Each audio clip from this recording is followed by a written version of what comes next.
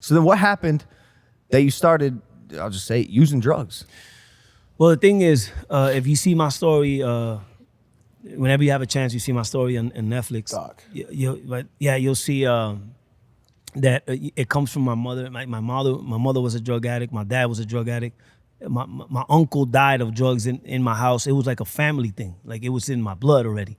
So since I was 11 years old, I was already like smoking weed and doing drugs and shit. But I wasn't that bad. But when I was 14 years old, I started doing cocaine.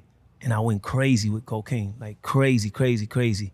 But people didn't tell yet because I could still do shows and I was functional and I was going everywhere. Then when the ecstasy era came out, and I'm talking about 98, 99, and I lost it. I went more crazy. And then the perks came out. Like, I started doing perks. You're trying to do everything. Every fucking thing, bro. But, okay, looking back, and it's probably easier to have this conversation now, what do you think it was then that made you turn to drugs? Because I would assume, right, you're building this lifestyle that you always wanted to. You're living your dream. What hole were you trying to fill? Well, I don't know, because the reality is, I think my mom. I didn't have my mom. My mom. When I went to Puerto Rico, my dad took me to Puerto Rico as a fugitive to raise us, and I lost contact from my mom. And for some reason, my mom not being with me affected me, and I was really like it was killing me inside.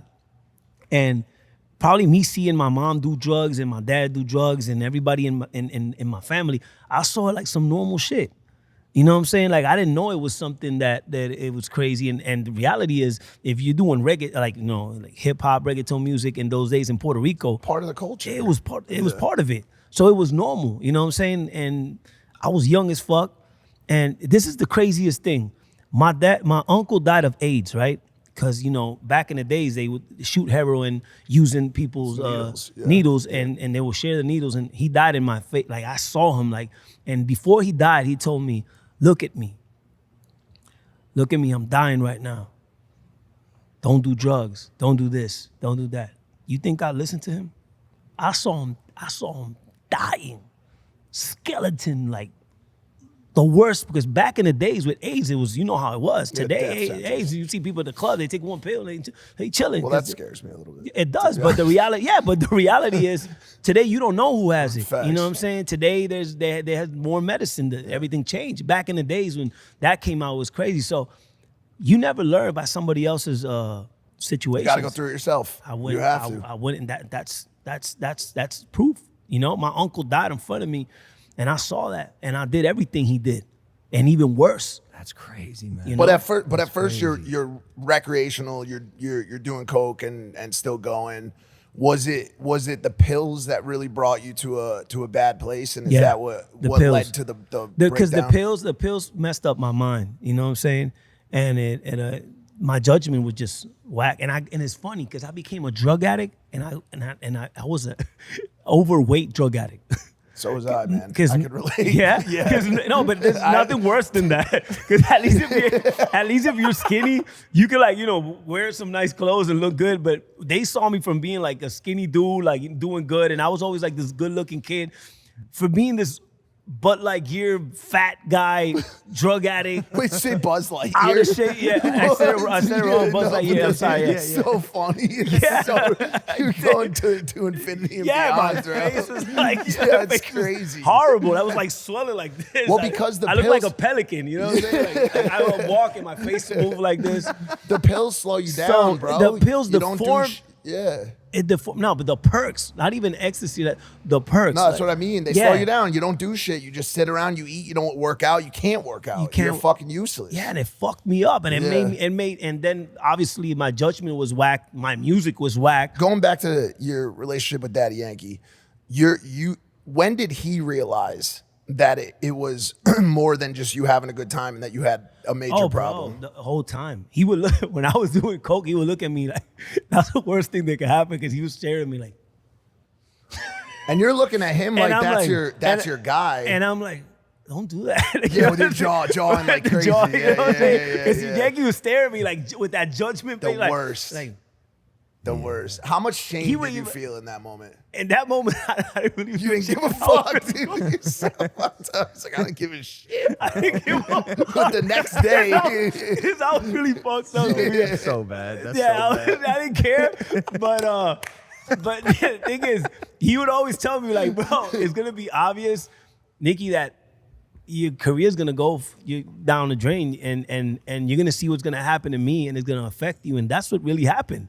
He would always tell me, because he didn't do drugs. he didn't fuck around at all. Did he drink didn't- and shit? He didn't do shit. Yeah. He was Those- like, he was straight. He was like the Michael Jordan of fucking reggaeton music. And like, at the time, you were probably like, "That's so lame." he was You were so like, whack. That's so whack. Everybody, we all criticized him. Yeah. Like, bro, We what do you all do? criticized him. Yeah. There was more singers, and they were like, "Oh, here comes Yankee now." Like, Yeah. Yeah. we ain't lying, because every time he'll come here, he'll be like, hide the drugs, hide the drugs. Yeah. Hide shit. And Yankee be like, and then you'll see the faces, and he'll laugh, because he will laugh too. He'll be like, Yeah. you look at him like, you look fucked up. And he's like, bro, you hate me now, but then you're gonna, understand. You'll get it. And bro, I fucking got it. Yeah. Well, he probably at some point had to take a different stance on it because y'all were like partners, No, right? no. So he could laugh at everybody else, but you probably started. For me, it was like, yo, Nick, it became to a moment, it was like, yo, Nicky, I can't fuck with you anymore. Because you're fucking up, you're irresponsible, you have street problems everywhere. I have people telling me they're gonna fucking kill you. So I need to get my shit together. I really care about my fucking career and my family. I ain't gonna fucking keep, he tried. He tried more than 4 or 5 times to help me, bro. He tried so many times. But there's so much you could do, you know what I'm saying? You gotta help yourself. I'm so curious what that moment is, that moment where you finally do help yourself, because it sounds like for someone like you, for someone like Mike, there's a point where you got to look inward and make that change for you. But From you. Yeah. What was that moment for you? Because you can have your uncle dying in your face and telling you what not to do. He didn't give a fuck. Nothing. You could have your idol, your business partner telling you what to do. Nothing. So what was the moment where you realized I got to change my behavior? The moment was when I went to I had to go to Colombia again and do a couple of shows, and I was happy because I was doing shows. Even in that bad moment, I was doing a couple of more shows in Colombia. I stopped at a church. And for some reason, I felt that I had to go into the church. I went inside, and the preacher was, he was doing his thing. He was preaching, and he would talk, and he would say, "I know you're here, and I know what you're here for." He would say something like that, and then keep talking. And then I'm like, and then he kept preaching. He's like, "Are you gonna come through? Like, come down here. I'm waiting for you." So I knew he was talking to me. And I went to him, I got on my knees, and I started crying. I swear I cried like for 30 minutes. Because I cried about everything that went through my life. My uncle, my dad, my mom, my situations, the things that I saw in the hood, everything, all the bad things that I had inside me, I just let it out. And then after that, I started having a connection with God.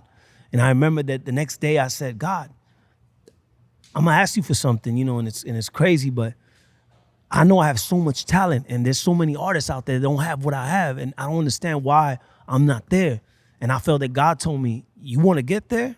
I'm gonna give you everything you want, because I know that's not what you really need, but I'm gonna give it to you. Just give me something. Get off drugs." I felt that he told me he wanted me to stop, and I stopped. And I swear to God, I stopped. I shouldn't swear, but I stopped. And everything in my life changed automatically. Grammys, World Cup, movies, every fucking thing. So he gave me what I wanted. I gotta give him a lot.